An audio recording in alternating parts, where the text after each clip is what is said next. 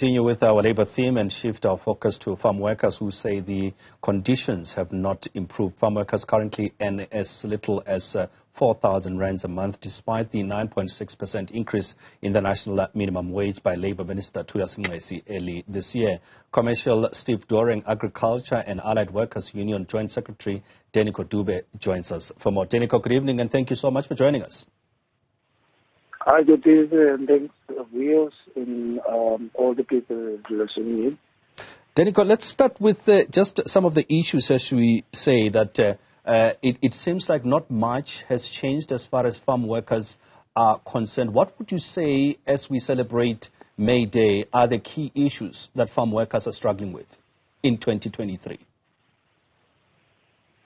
I think 1973 was Durban strike has meant a lot to the history of the country and the situation that has changed going into the democratic elections. And one of the things that the current government forgot to do was the transformation in terms of the realization of our people suffering at the countryside, the rural areas in particular.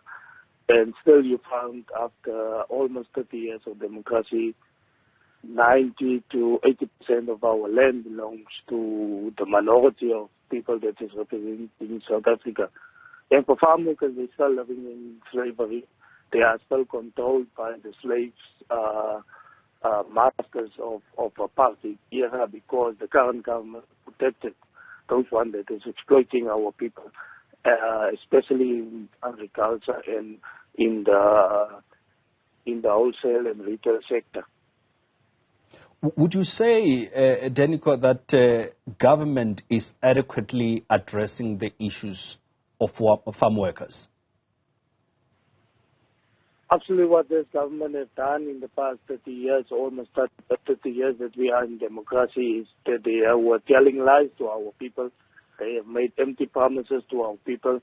I can recall when the current president of our country, Mr. Cyril Ramaphosa, was the deputy, came to Wellington and Parel, and he made promises on an event to say that he will call for a moratorium on evictions of farm workers, but still, today, you are experiencing mass evictions, even with the strategic policies that have been implemented by the current governments in our different provinces, especially the Western Cape, where the majority of farm workers are, especially those that are retired, are accommodated in the lower income sector of where the government provides RDP houses for our people that cannot afford houses. But the current government, especially in the Western Cape Democratic Alliance, is giving provision in the policies of housing to say 50% must go to farm workers. Which farm workers? Those that have spent their generations on farms and have built a legacy in the roots of their forefathers. They must now be removed, whether it's legal or illegal. But the system is making them legal to say that the DA can give 15% of the housing allowance accommodation for low-income earners to farm workers to assist farmers to get people from the land where the ancestors have been buried. And this is the same president that we are praising now in terms of the media. Would you then say that the issue of land reform is very crucial in this regard, especially when we talk about farm workers and how government has addressed or is addressing the issue of land reform? That is especially what I tried to explain to you in my previous comment that I made in terms of your question, is that even government has tried the share equity schemes, you know, and the share equity schemes are not benefiting our people. It's benefiting the specific guy, the farmer who's selling the farm to the government with the land to say, I make certain people the BEE beneficiary, and then I'm running the farm. The government is employing the same farm owner to run the farm on behalf of the workers. And then you find in a few years' time, There's no money, and these people are owning APSA, and then APSA come and auction, and they auction at the very lowest price that the government has paid these farmers to sell the farms to, in terms of our policy, like economic empowerment, etc. And that is what happened, and that is what we experience in the agriculture sector. How can a farmer buy more than 30 farms, and at the end of the day, you say in your internet archives or your website pages that people are earning 34% of the land is BEE and all the stuff. But when you come to the reality and you ask farm workers are they benefiting, they say they don't know. This is the first paper that we saw. So the government is part of this problem, and that's why it's a systematically problem that we are sitting with. And we need to change the system. Government spoke about the agriculture and agro-processing master plan, which was actually aimed at addressing some of the issues like land reform, the inclusion of black farmers that has been highlighted in that sector. Does this form part of these issues that you're talking about, that there were promises that were made by government, but to quote you directly, said it was just lies? Absolutely. What they're trying to do is what we call in terms of politics, they are reforming the lies. They are trying to make it sound better than it was a few years back. But it's the same strategy that they are following, because for the following reasons. You can't ask for land when the few people that is in government is owning some part of the land that we are called that white people are owned. And they are. Even our citizens have a farm. You know about the one Pala farm. And you can't change the system when you have people that is benefiting out of the system. And everything that they say that they will transform is a blatant lie to our people, because farm workers are suffering day in and day out. They have cut austerity. They implemented austerity measures to cut the budgets. Even at clinics, people are dying. People are dying in workplaces. People are dying everywhere. This government are saying we must cut the budget so that we can feed the system that we are providing for. And that is a critical problem that we have to discuss in the media. Another big issue that has been raised by many farmers, Denico, has always been the issue of consistent power cuts that I'm sure all South Africans are aware of in load shedding, and they've gotten worse in 2023. How has this affected, or how is it constantly affecting farm workers and farmers specifically? See, the first of almost is that farm workers are experiencing the hardship of this load shedding, what we have in South Africa. And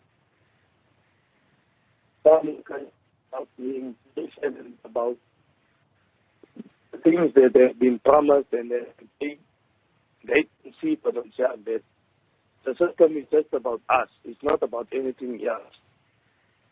And farmers are implementing what you call the solar system electricity. And you know how brutal the system is. They are implementing the solar systems on their farms to give electricity to them and their families and their managers, and sometimes to the extent of their supervisors, and then to the vineyards, to running the irrigation systems and that. But farm workers, as I'm speaking now, I have load shedding. I got no generator and nothing to support my electricity extra. But if you go to the farms, the farm houses will be light. The farm owners' houses will be light.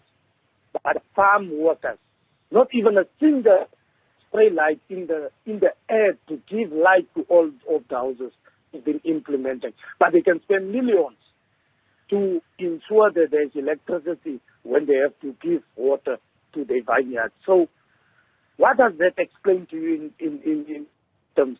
We are nothing, but the things that they make money out is more important than the life of a human being. How are you then, Denico, as the Commercial, Stevedoring, Agriculture and Allied Workers Union, addressing these issues? I mean, I would understand as a union These are some of the issues that are key to you and need to deal with. How are you addressing those? Yeah, I think we are unapologetic to say that we best believe in the current system that we find ourselves in, which is capitalism. And for Kasau, we believe we need to overthrow the system of capitalism, which is very evil and killing many of our people, millions of our people across the world. And we need to change the system so that we can be equal and we can have all a human dignified life where we can support our families and our environment and our society in a whole. We need a caring government that is not for the needs of few, but for the needs of all. And that is what we believe in. And I just want to clarify also to this interview that there is nothing wrong with in SAFTU. The media want to portray that there is problems in SAFTU. There's nothing problems in SAFTU. SAFTU have a political view and a political standing, which we aligned ourselves in the principles, the founding principles of SAFTU. And our GS will not be criticized to execute that duty that was enshrined by him, by the Constitution, to say what SAFTU stands for. So we are not divided. We are resolute in our struggle. So we believe that this current government and the system that they applied in this country is not working for us. We need a workers' movement. We need a workers' political party that will take the struggle of the workers forward. Denico Dube, thank you so much for coming through to talk to us. That is Commercial Stevedoring Agriculture and Allied Workers Union Joint Secretary Denico Dube.